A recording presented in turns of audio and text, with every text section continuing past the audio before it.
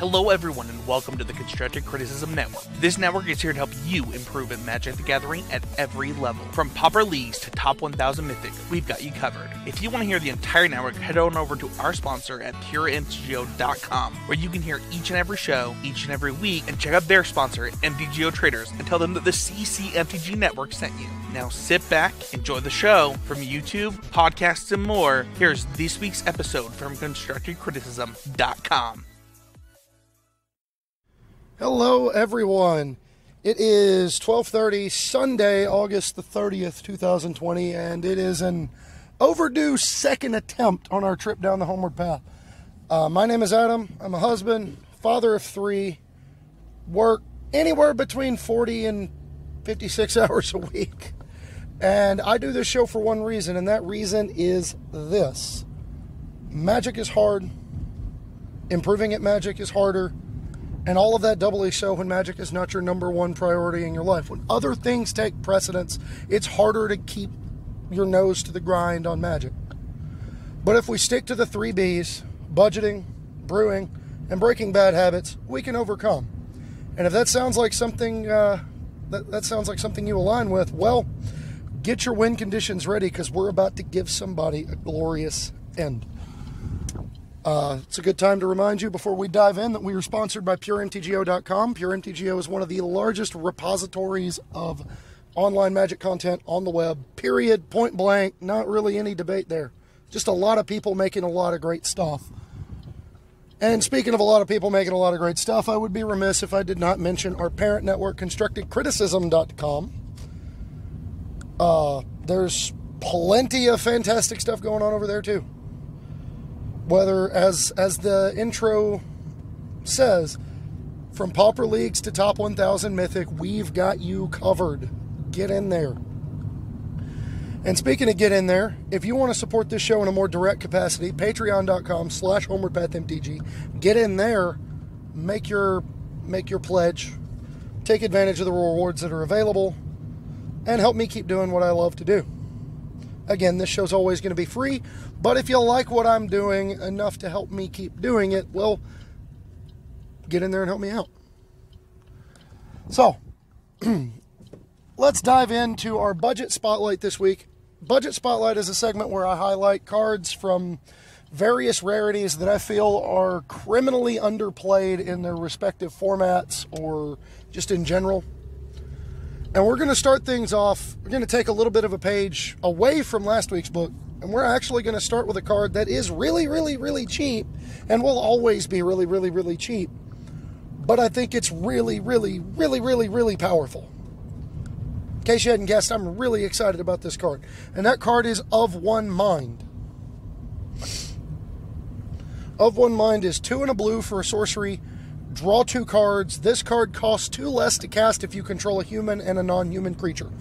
So for me, when I first looked at this card, it completely flaked over me. For me, mentally, it was just a bad, like, Winged Words or Charter Course or something like that, because for the longest time, I thought that card read, this card costs 1 less to cast if you control a human and a non-human.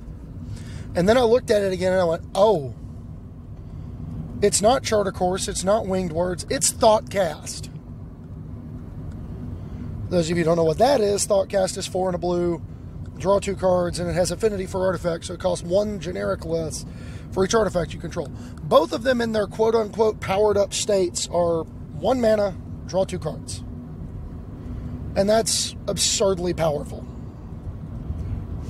1 mana, draw 2, like, we are bending over backwards to add an extra card in Treasure Cruise, right? We will play a bunch of stuff that loads our graveyard for the express purpose of getting to play Treasure Cruise in our decks. Because Ancestral Recall's really, really powerful. And the only thing we have to do is play Magic for a few turns in order to facilitate it, and play a few things that help us load the graveyard kind of organically. You typically want some amount of graveyard synergy in your Treasure Cruise decks. You can get by without it for sure, but typically speaking, it's a card that's played in decks that have a lot of velocity. You just play a lot of stuff, draw a lot of cards, see a lot of cards, and then eventually you find Treasure Cruise with a whole bunch of cantrips in your graveyard in order to turn it on. That's not what we're here for this time.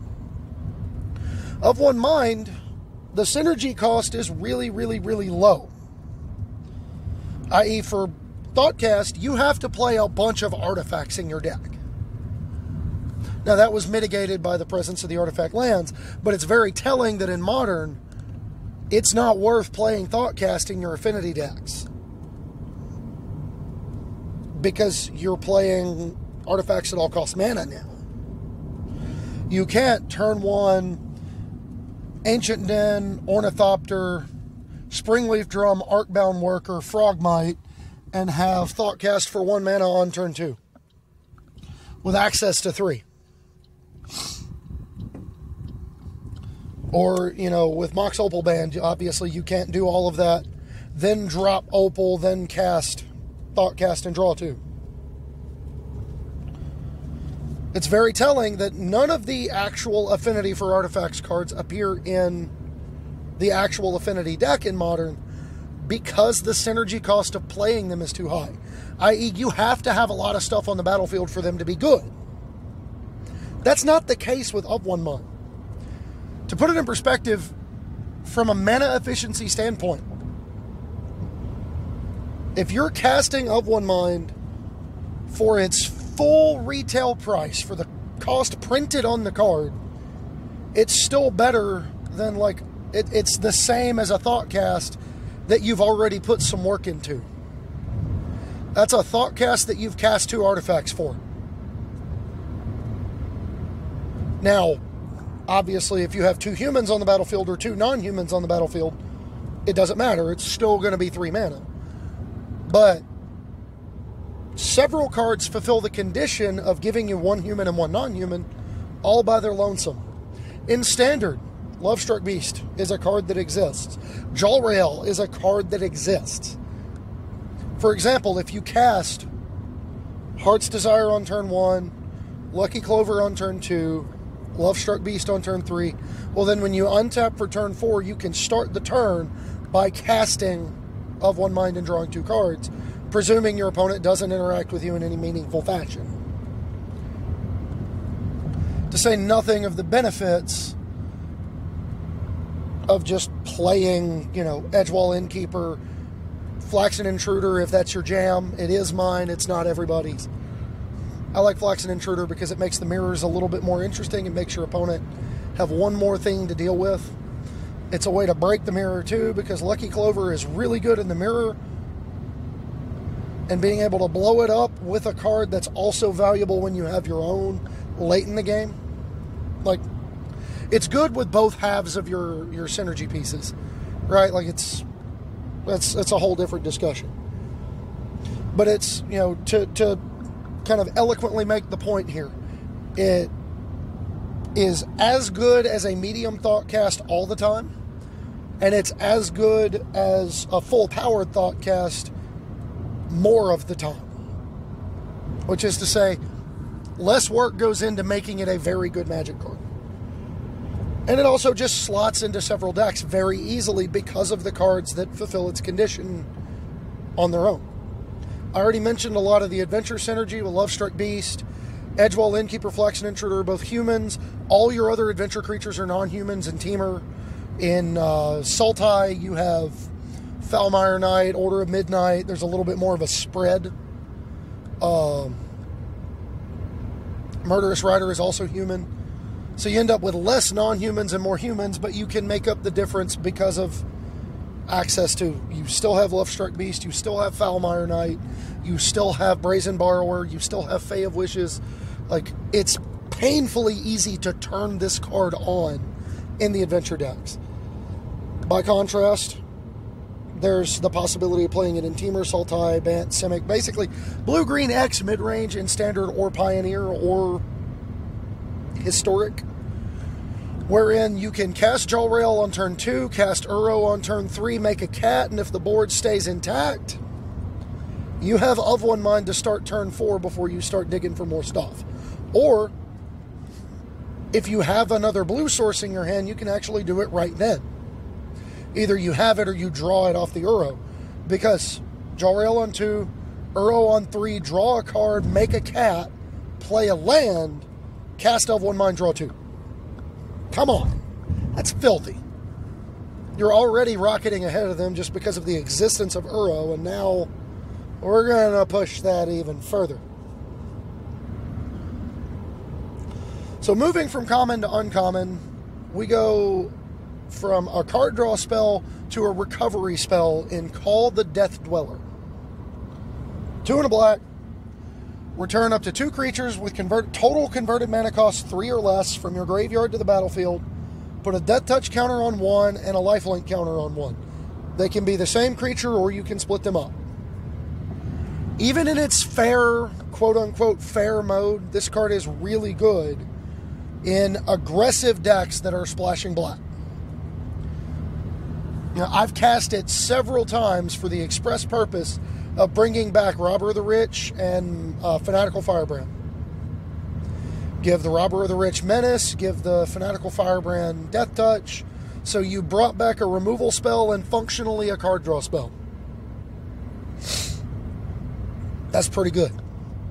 That's pretty good. But it can go from a fair card to an unfair card with not a ton of work. You know, it can bring back 2/3 of... Oh, what is it? What am I trying to say here? I mean, it can bring back either half of the Vizier of Remedies Devoted Druid combo. It can bring back Viscera Seer and an Aristocrat's Payoff, so all you need is the creature to loop. Like, the card's just really good.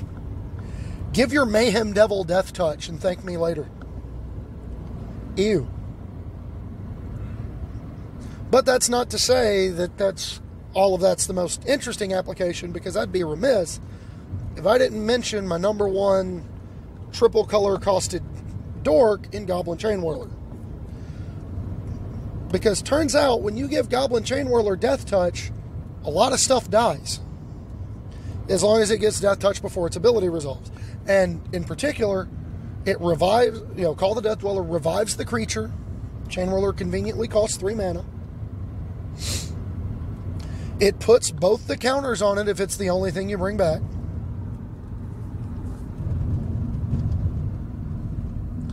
And then you give it Death Touch. It gets the counter, so it gets Death Touch and Menace. And then its ability goes on the stack. An ability that deals 1 damage to each opponent and to each creature and planeswalker those players control. That's really good. That's really, really, really good. To give that thing Death Touch.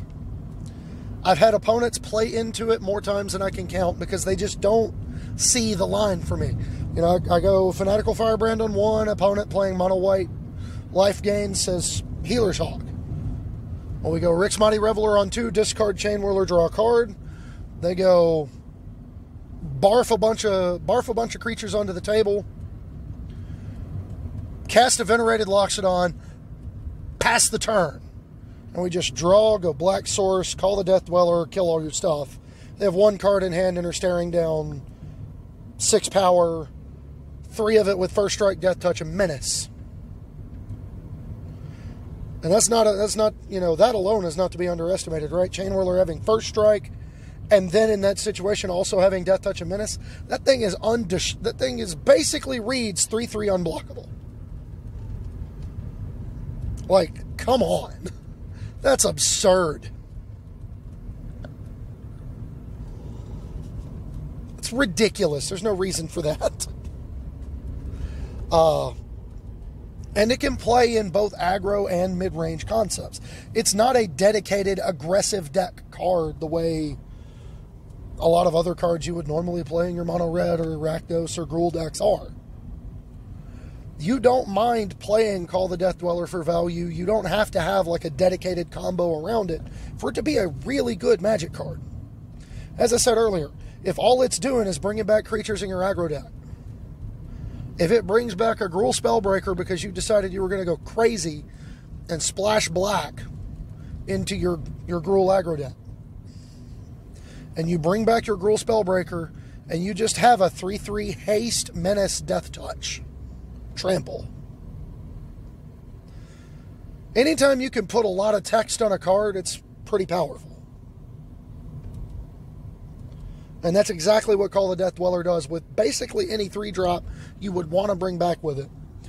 But the real intrigue is in bringing back the 1s and 2s. Again, the scenario I outlined earlier, bringing back a Fanatical Firebrand and a Robber the Rich. You get a removal spell and a card draw spell. That's not awful. Like, you trade 1 card for potentially 2 or 3 of theirs. It's a way to juice up the value of your aggro deck, give your aggro deck the ability to grind. But it's also a way to juice up your aggressive tendencies, because you can do something silly, like in your Selesnya Counters deck, bring back Pelt Collector and Conclave Mentor. They enter the battlefield at the same time. Pelt Collector sees the Conclave Mentor, gets 2 counters. Now you got a 3/3 and a 2/2. You just revived 5 power. Maybe you put the Menace on the Conclave Mentor and the Death Touch on the Pelt Collector, because the Pelt Collector is going to have Trample, like, real soon. Maybe that's something you do. I don't know. I don't usually play abs in piles, but, you know, some people do, and I respect their decision. And respecting decisions goes into our rare well, because our rare, we're going to be talking about the 2 Wish cards that are currently legal in Standard. One will be rotating, the other will be staying around. Those 2 cards are specifically the Adventure half of Fae of Wishes and Granted. 3 and a blue. Search for the purposes of tournament play. Search your sideboard for a non-creature card, reveal it, put it into your hand. And the other is Karn the Great Creator, which is a Planeswalker that says, search your sideboard for an artifact, reveal it, and put it into your hand. Both of these cards are really, really, really good. 4 mana wishes, like, that are less conditional than any other one that I've ever gotten to play with. Full disclosure. The ones that I played, let me give you the rundown on the Wish cards that I've ever played in my lifetime. I played a little bit of Burning Wish before I played my first ill-fated PTQ. I played Burning Wish in the Storm deck that I played for that, and I was really bad at Magic at the time, so I didn't get to appreciate it.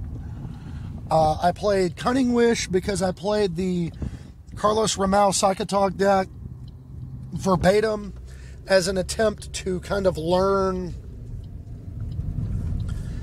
for lack of a better term, to kind of learn what good decks felt like, how good decks played, and having access to an instant toolbox was really powerful. But of course, you only get to do it once per copy, right? And then Glittering Wish was a card I desperately tried to make good, but it just frankly wasn't. And then outside of that, the wishes that I've seen in Standard in my time, we've got cards like, what is it? Cards like, trying to think. The Vivian, Arcbow Ranger. There's a list anyway. I don't have the mental fortitude in the car at the moment to go through and figure that one out. But each of those wishes had a key component that these really don't. One, they were a little bit more restrictive. All the original wishes were restricted to a particular card type in the color identity that they were a part of. And in the case of Glittering Wish, you could only get multicolored cards. In the case of, Vivian Monsters Advocate, you can only, or not Monsters Advocate, Arcbow Ranger, you can only get creatures. Fae of Wishes just says non-creature card. Karn the Great Creator just says artifact, which means you don't necessarily have to go get a big, dumb, powerful thing. But more important than any of that, wish effects are generally very powerful. But the real secret to these two, and the reason they're so good, is because they're reusable. The ability to keep going back for more. For those of you who don't know, in the case of Fae of Wishes, the creature half has the ability to pay 2, discard 2 cards, and put it back in your hand. And in conjunction with Lucky Clover, you can actually get extra wishes every time you cast it. Frequently for me, that means casting it on turn 4 to go get a land and a Haymaker, because I know, that way I know I'm going to hit my next land drop. Or if I've done the Lucky Clover into Fertile Footsteps thing on turn 4, I will go get a land in order to make a land drop right then, and then have another one lined up for next turn so I can hit my next 2 and be able to cast another powerful spell.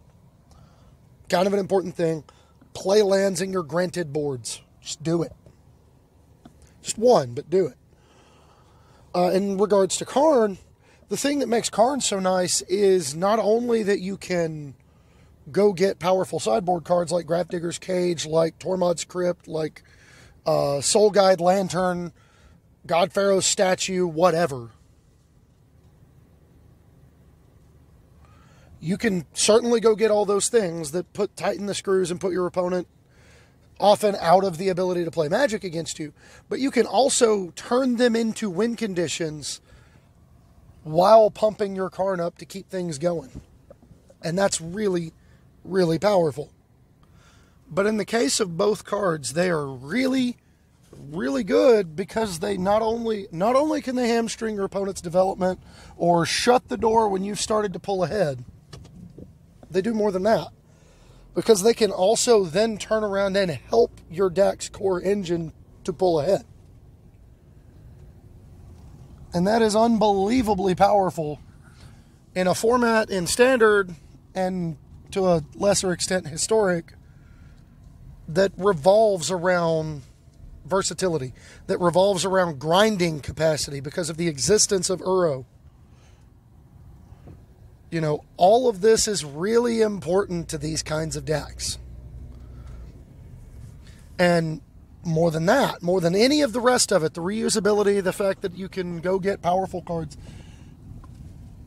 is the fact that, you know, several decks in respective formats, you know, Standard decks that are built around Uro, or basically every Historic deck, get bodied by the existence of Grafdigger's Cage. Now, notably in Historic, Grafdigger's Cage does literal nothing to God Pharaoh's Gift decks, and that's okay. We can live with it. The fact of the matter is, access to back-breaking sideboard cards in Game 1, like, there are so many decks you will run into on Arena that are Game 1 decks. Mono Red, the Sacrifice decks, where they are built to just be as linear as possible in Game 1, and then proceed to find a way to remove your key sideboard technology in Game 2 or 3, and try to get the best of you in 3 games that way. So if you can steal that first game by being able to hamstring their engine, I mean, look at Historic. What are the best decks in Historic right now? You have various flavors of Uro midrange. Well, Grafdigger's Cage keeps Uro from coming out of the graveyard. You have the Bolas' Citadel Collected Company Sacrifice decks. Grafdigger's Cage stops Cauldron Familiar from coming out of the graveyard. It stops Collected Company from resolving. It stops Bolas' Citadel from casting spells from the top of the deck. Goblins. Muxus. No. Not happening. Conspicuous Snoop. Not happening. Experimental Frenzy out of the sideboard of the burn decks, or the main board of the burn decks. No. Not casting a bunch of spells off the top of your library after you've run out of gas. You know, it's particularly backbreaking when your opponent invests in that card.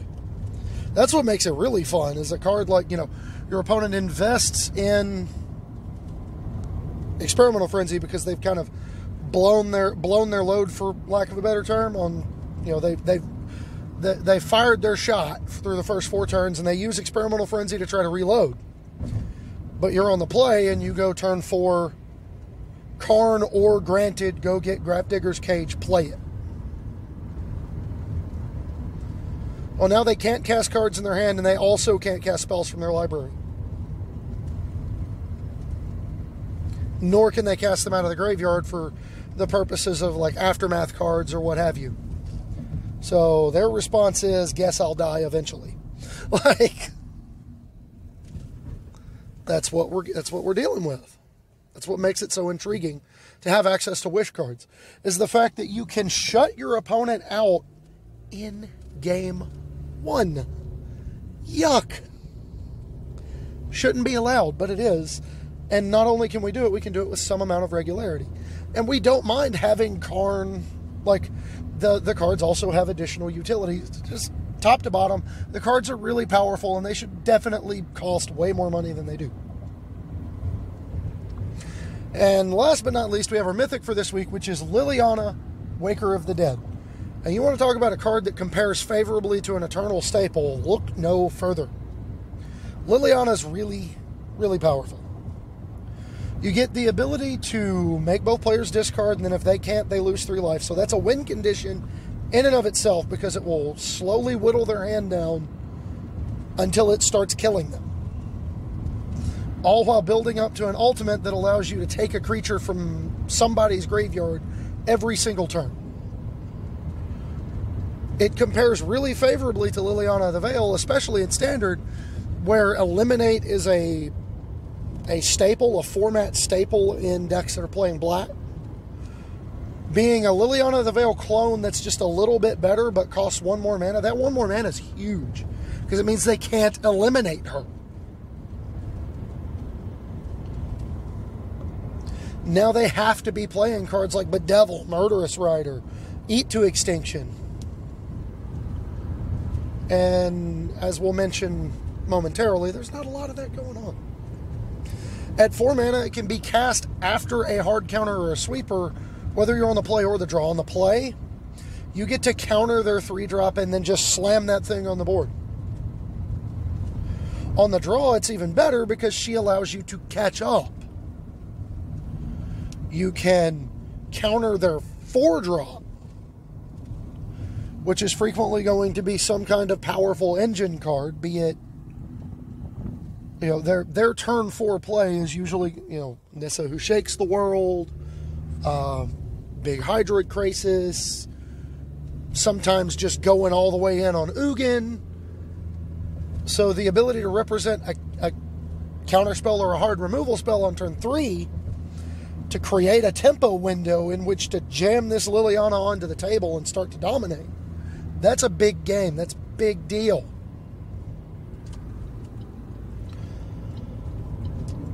And then the emblem doesn't require any specific kind of deck building. If you're a mid-range deck, well, you've got creatures of your own, you've got some stuff you can bring back. But even as a control deck, you're playing a bunch of counter spells, you're playing a bunch of removal. To quote Sam Elliott in We Were Soldiers, I'm sure there'll be plenty of them laying around. So, just top to bottom, why is this card $6? First of all, why is a mythic 4-mana Planeswalker $6? Like, and a mythic 4-mana Planeswalker that lives up to being a mythic 4-mana Planeswalker. How is that only $6? But, more than that, why is that specific one only $6? It should be considerably more than that, because we should be trying to play this card a lot more frequently. And if you want to look at something with which to play Liliana, Waker of the Dead, look no further than our Brew of the Week. This week we're going to be talking about Dimir Control, and it's less of a fully realized archetype and more of like a, what's the word here? Less of a fully realized archetype and more of a concept, because I cannot find a stock list that is both good and bad. It's bad because it's going to be hard to nail down what your flex slots are, what you need versus what you don't, so on and so forth. But it's good because neither can your opponent.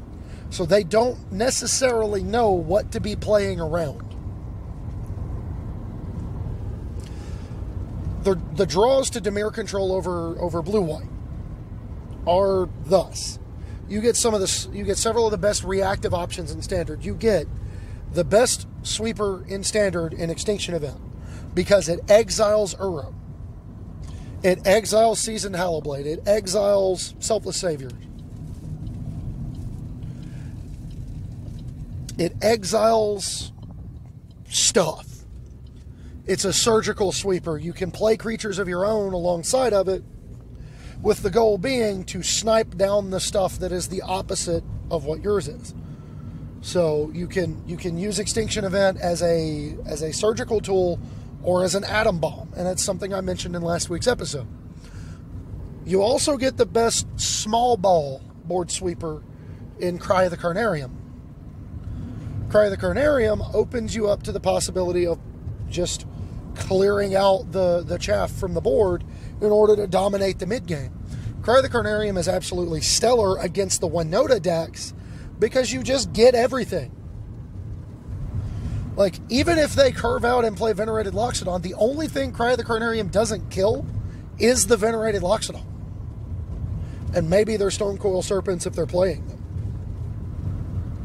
But for example, the list that Spencer did the Boros One-Nota deck tech on. If you Cry the Carnarium that deck, and you hit Seasoned Hallowblade, Grim Initiate, Legion Warboss, and the token it left behind, they don't have anything for turn 4. They can play One-Nota, but nothing's going to happen. Grim Initiate doesn't leave behind an amass token. Seasoned Hallowblade can't discard a card to protect itself. So, like, the ability to catch up against small creature decks and have a blowout card in Extinction Event against bigger creature decks are both very, very appealing to the Dimir control strategy. With access to a disruption package with Thought Erasure, Agonizing Remorse, and Duress, that is unreasonably powerful. The ability to just kind of look at your opponent's hand and get rid of whatever you can't beat cannot be understated as to how powerful that is. I can't bring that enough. I can't bring enough of that. I can't bring enough smoke about that one. Just try it. Having access to discard, in particular Agonizing Remorse, that's exile. So it gets around Uro's escape. It gets around Crox's escape. It gets around stuff coming out of the graveyard. It gets around, you can also look at their hand to get an idea of what they're doing and then just exile the Uro they played. It's just a very, very powerful Magic card at doing exactly what you need it to do. Thought Erasure combines Thoughtseize with a little bit of card selection. And instead of costing 2 life, it just costs an extra mana. That's fine. You can load your own escape cards or graveyard synergies, get everything loaded up. Or just make sure you're hitting your land drops and smooth out bricky draws. It's just really good. No more Teferi Time Raveler means you can play counterspells again. That's really important. Being able to play counterspells is big game when we're talking about a format that wants to play big, powerful Magic cards. One of the ways control decks get to keep up with those is the ability to just tell your opponent, no. Play the fun police a little bit. Just don't be arrogant about it. That is not a prerequisite for playing counterspells. Eliminate, Eat to Extinction, Murderous Rider, more specifically Swift End, are all great spot removal options. In particular, Eat to Extinction is really good because it exiles. I keep coming back to it, but it keeps being relevant. Exile removal that hits a creature or planeswalker and also tacks on a little bit of card selection. 3 and a black, exile target creature or planeswalker, functionally surveil 1, even if it isn't actually mechanically surveil 1. They just didn't want to put the word surveil on it with cards like Disinformation Campaign and powerhouse cards in Standard like Dimir Spybug and Disinformation Campaign. But I digress. And then last but not least, for those reactive elements, Drown in the Loch is one that I'm really high on because it offers you a lot of versatility as a card that is functionally a split card for the same mana cost of Counterspell or Terminate. For a blue and a black, you get your choice of Counterspell or Terminate as long as you've been playing Magic for a few turns. That's really, really, really good. And then depending on how you, all those interactive elements are the key to getting you started in this archetype, but how you want to actually win the game is what dictates your other card choices. Because, frankly, your end game is your list of flex slots. That's the long and short of it. Your end game defines your flex slots, because everything's a flex slot except for the interactive elements. Your flex slots are how you want to kill them. And that's okay.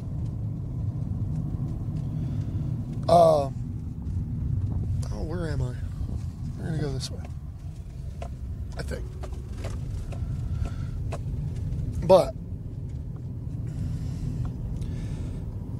there's several engines available to a Dimir control deck in order to win the game. You have Planeswalkers. There's a lot of Planeswalkers in Standard that fit into Dimir. You have Ashiok Nightmare Muse. You have Teferi Master of Time. You have Narset Parter of Veils. You have Ashiok Dream Render, if that's your jam. You have what is that card's name? Both of the Lilianas, Waker of the Dead and Dreadhorde General. There's just, the list goes on and on and on and on and on. There's a lot to choose from when you want to look for Planeswalkers to win the game with. So you can just play like a Dimir Planeswalker show and make it to where your creature-oriented board wipes never actually hit anything of yours. Or if they do, it's tokens you got for pluses off of your Planeswalkers, be they Lilianas or whatever. You've got access to tempo. I played against this the other day on Arena, and I was starstruck. I was excited. I was enthralled by the prospect of playing Dimir with Thieves Guild Enforcer and Vantress Gargoyle, and or Stormwing Entity as a way to take the fight to your opponent. You can flash in a Thieves Guild Enforcer at the end of their first turn, whether you're on the play or the draw. Untap, cast a disruption spell. Untap, cast another power card. Cast a Vantress Gargoyle with another a disruption effect up, whatever. Just keep on going. So, my opponent played really well. I just got unbelievably lucky and had the nuts in mono red, in particular with a Torbrand on the battlefield, top decking back-to-back. I top decked back-to-back shocks with a Torbrand on the battlefield. Both times my opponent cast Vantress Gargoyle to block. It doesn't get much luckier than that. But the prospect of playing Thieves Guild Enforcer and Vantress Gargoyle basically like a Tarmogoyf that flies, and Thieves Guild Enforcer like a Delver of Secrets that requires a little less build around. Like, both of those things are appealing. You can go with a classic control implementation. A lot of card draw, Lochmere Serpent, Shark Typhoon. Just don't give them a lot to choose from, right? That's fine. That's respectable. It's a thing we get to do sometimes. You can do a rock mid-range style with adventure creatures, Baron, Maze Mind Tome, some Haymakers. It was something I've been a part of building, and it's something that's really appealing. When you can pick up your Murderous Rider that's already killed a creature and maybe stonewalled a creature in combat, and draw a card. Like, adventure creatures are already functional 2-for-1s, and then you tack on the ability to make them into actual 2-for-1s. That's something I can get behind. Something I like doing.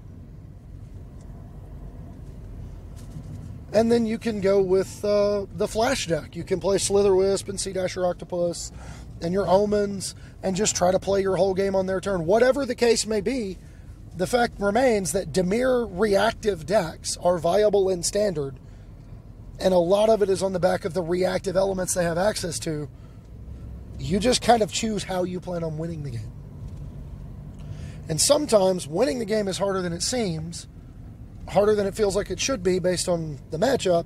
And that brings us to our main topic, the anatomy of the comeback, which is an appropriate one because I posted a video on YouTube this week from one of my other hobby games in Mobile Suit Gundam Battle Operation 2, in which we got just devastated to start the game off. Our opponent we were down 2 people. The enemy team rushed our base, just beat us down real bad. And we were left scratching and clawing, trying to figure out what we were going to do. And we ended up coming back from a really rough start and securing the win. And I had already made the decision, in large part, to do something about the anatomy of the comeback this week, before realizing, based on that game, that it was perfect. Feel like, the Magic the Gathering version of Team 4 Stars Goku. How did you figure out how to do that? Oh, I just treated it like one big game of Magic. Kind of like I do everything. But I digress. There are 3 questions to ask when you find yourself in that situation. When you find yourself getting beaten down behind the 8 ball, trying to figure out how you're going to come back and do what you plan to do. What do we have? What do we need? And how do we get it?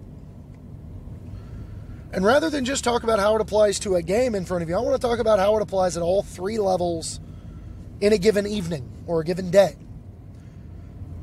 So for starters, we're going to talk about how those 3 questions revolve, or how you go through those 3 questions when you're behind the 8 ball in a game of Magic. You apply the questions in a top-down order. What do we have? Well, what's the board state look like? When I say what do we have, I mean what do we both have? What do they have on the table? What do I have on the table? What's the board state look like? How many cards do we both have in our hand? What you're trying to assess is any scenario where you're ahead. If it's cards in hand, you can play to that. You can try to create a scenario where you catch up on the board and then are ahead of them in cards, right? Well, on that logic, what are our outs? For example, if a mono red deck comes in swinging and gets you down to 5 really quick, what are the outs that you have to this situation? Sometimes it's as simple as resolving a board wipe. Sometimes it's as simple as managing the correct threats with your spot removal.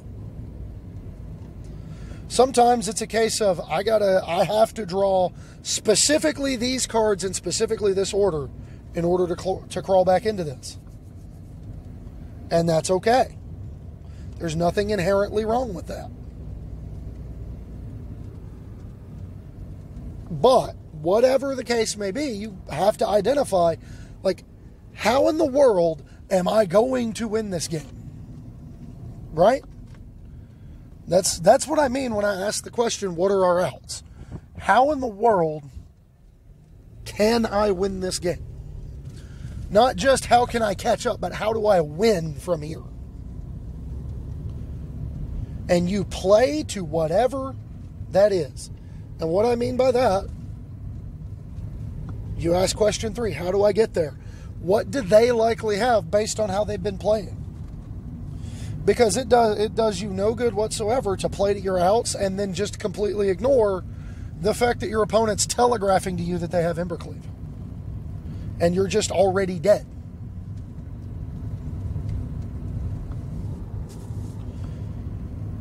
Take that to the next level.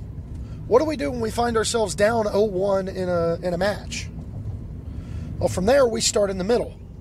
What do we need? We already know what we have. What we have is an 0-1 record and what probably feels like a bad matchup. So what do we need? What's our sideboard plan? What are we bringing in? What are we taking out? Do we have a good sideboard plan against this opponent? How are we finding our sideboard cards? Are we playing a bunch of cards that do the same thing for redundancy to make sure we draw something similar?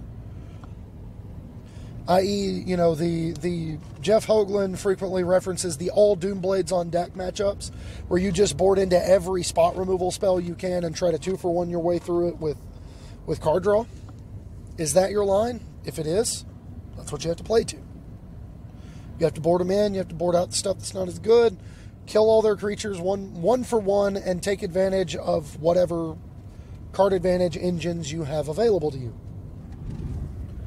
Well, is it through card filtering? like in the Phoenix decks or the Prowess decks? Do you board in some cards with the idea that, I'm only boarding in 5 cards for this matchup, but I'm going to be able to find them because I see so many anyway? Or are you an aggro deck that's just going to have to aggressively mulligan to make sure you have a hand that does what you need to do? How are they likely to sideboard against us? That goes back to, what do we both have? What do we all have? Does that change how we sideboard or how we plan on finding the cards we have? For example, if an opponent boards into a card like Deafening Silence, or like if your opponent has access to Narset Parter Veils in their 75, and your sideboard plan is dedicated toward finding it with card selection, you're going to have a bad time. So maybe make sure you have you board in additional copies for some redundancy. You board in some more removal to take care of Narset, because that card just beats you anyway. And then last, how viable is what our deck does after sideboard? How badly did you get destroyed in the first game? Was it a close game that you just came out on the bad end of, that you feel like you can play your way through with just a few modifications?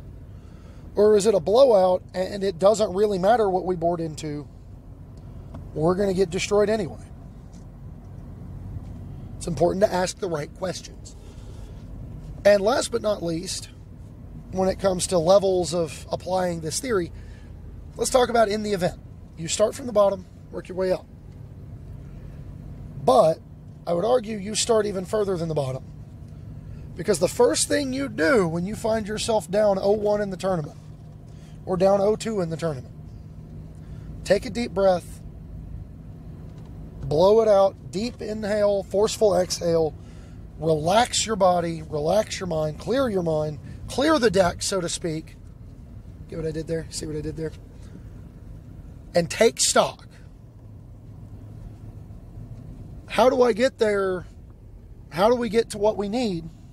Well, what we need is our goal for the tournament. How do we get to what we got to do? How many matches of Magic do I have to win? Ask yourself that question brutally honestly. Not just how many matches do we have to win, but how likely I am to win them. Reassess your goal. Do I still have a realistic chance of winning this event? If not, reassess the goal. Maybe you go from trying to win the event to just trying to break even. We'll try again next time. See if we can steal a couple from them, mess up somebody's tiebreakers, get there in that regard. What have we done wrong? Why are we 0-2?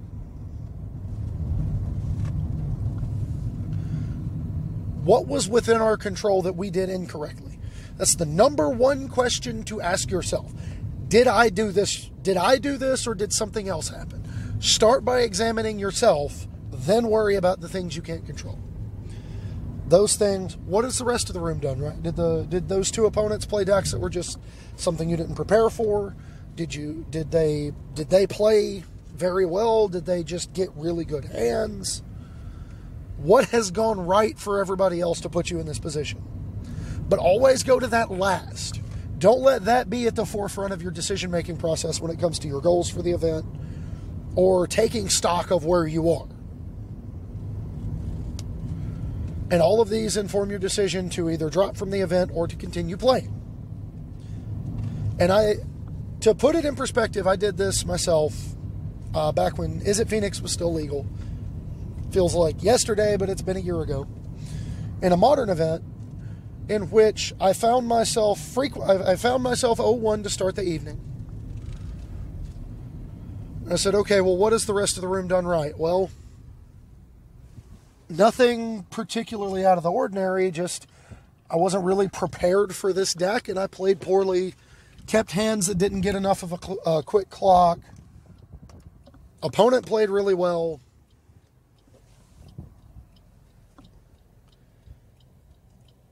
I made mistakes. Opponent did not.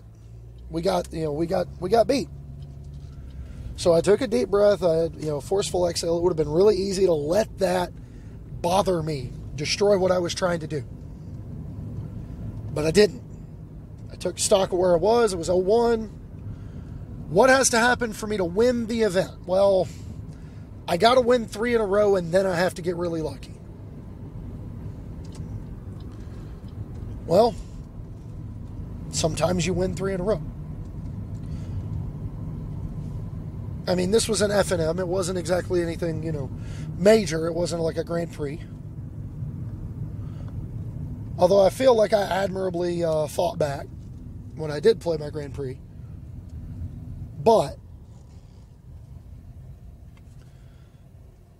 that tournament gave me some good general advice that I want to pass on here too. The first thing is, don't try to do it all at once. When you're down 0-1 in a 4-round event at home, you're not going to win all 3 of those matches by quickly destroying your next opponent.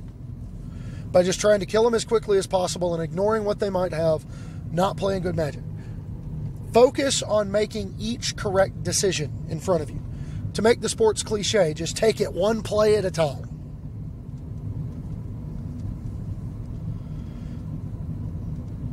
One play, one decision, one sequencing choice, and just focus on making every decision as correctly as you possibly can. Using every scrap of information you can get based on how they're playing, what they have, number of cards in their hand, you can gauge what they likely have. Get a read, play correctly. Step 2, realize it is very possible for you to do everything right and still lose.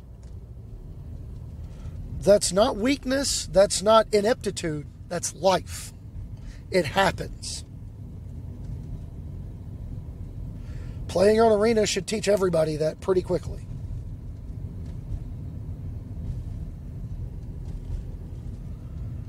Focus on what matters and worry about what you can control. Because you can't worry about how lucky your opponents got. You can't worry about how badly your deck mana screwed you. You can't change that. What you can change is your mulligan decisions. Maybe don't keep that one lander if you know the cards aren't flowing correctly. If you know, you're realizing you didn't have enough cantrips to get away with playing as low a land count as you did. And then take these as the learning opportunities they are. Win or lose, the experience of trying is still going to be valuable. And that takes me back to Grand Prix Memphis in 2019. I started that event 0-2 by playing against 2 decks that I had never seen. I played against a Mardu mid-range deck that was loaded down with spot removal, that played around the dive downs that the mono blue deck I was playing was so well known for, by playing Mortify to snipe the Curious Obsession, because, if you keep Curious Obsession off the table, that mono blue deck's just not very good. By playing Sacrifice effects, by playing Hand Disruption, main deck Duress, Rekindling Phoenix after they clear out our counter spells. It was a matchup made in my nightmares. And I lost that one. I said, okay, well, we're 0-1, we can get the next one. And then I got destroyed by a Goblin's deck. Because I was expecting them to be the mono red deck when they started on Fanatical Firebrand. Then they went Goblin Instigator, and I was like, well, that's a little weird, but, we can keep going. We can try to race them, and then they Chain World. Like, oh, it's definitely mono red, and then they just, untap on turn 4, play Goblin Trashmaster, and smack me in the face. Oh. I guess those are all goblins. And we were not sideboarded. We weren't built for that matchup. And we got destroyed in game 2 as well. Well, then we went on to play round 3. I said, well, I'm 0-2. I don't really have a realistic shot at winning this event because I would have to go on an unholy winning streak against a room full of players who clearly prepared for this event better than I did. So, my goal has changed. Let's see if we can make day 2. Let's see if we can battle back. I want to try to break, I want to try with everything I've got in me to get there to day 2.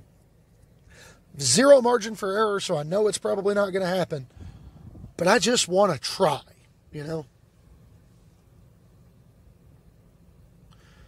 And I played against Bant Hadana's Climb. And my opponent slammed a Lyra Dawnbringer onto the table. And I had Terramander wearing Curious Obsession, cards in my hand, 4 cards in my graveyard, or 4 instants and sorceries in my graveyard, and like 6 mana available. I said, well, my out in this situation is for them to block with this Lyra. Because if they block with Lyra, they're going to die. Because they will be out of ways to interact. Otherwise, the only thing I could do was bounce it, replay it. Like Lyra stonewalls my Tempest Gens, my biggest, baddest creatures in the matchup.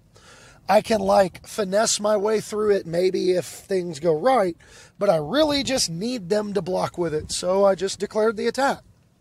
They looked at everything, thought about it for a minute, and then just slammed the Lyra in front of it, and I said, adapt. And they said, oh. So Terramander becomes a 6/6, opponent gains 5 life, but Lyra's dead. Now they can't race me. They can Growth Chamber Guardian, put a counter on it, go get another one, play a Growth Chamber Guardian, adapt it, go get another one. But none of that blocks a 6/6 Terramander that draws a card. And we still have access to Merfolk Trickster. We still have access to... drawing a blank here. We still had access to a litany of options at our disposal anyway. Ended up stealing that match. Well, then I ended up playing the Mono Blue Mirror and just, focused on what mattered. The most important card in the matchup is an active Curious Obsession. Whoever has the most Curious Obsession hits is probably going to win because you were drawing cards for no effort.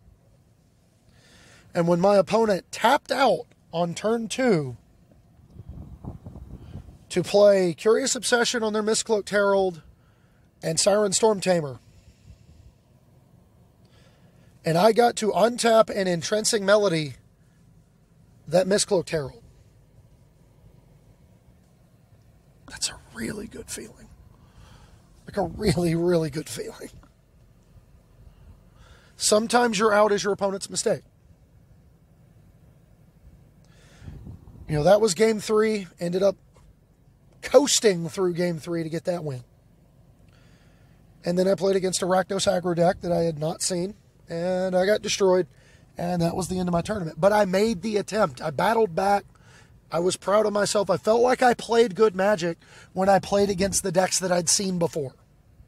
And that was a confidence booster, even though I didn't get the end result I wanted. So, let that be your lesson if I have to give you anything from this episode. So with all of that, that's all I've got for this week, everybody. Thank you for listening. I hope you enjoyed it. Remember, if you want to reach out, find me on Twitter at HomewardPathMTG. On Facebook, my name is Adam Spain.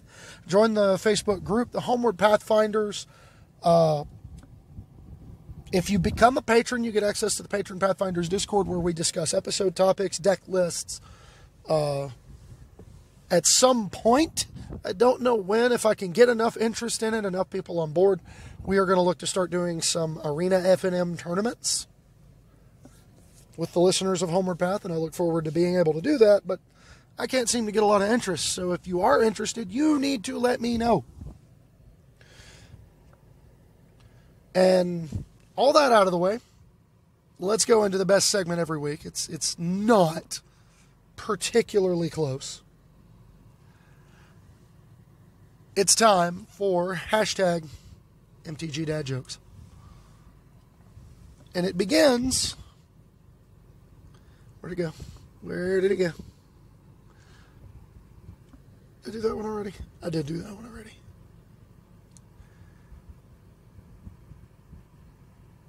Did Did I do that one already? No. It begins with Titan Smash MTG, who says, I wonder if today's bans open up the playing field. Get it? Because they ban Field of the Dead. Oh, that one's good. Love that one. And then we ended up in a thread that was started by, and I'm sure I'm butchering this name, Maishael.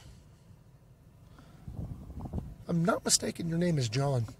Says, I have an idea. Hit me with your best MTG puns. G to soft R rated, preferably.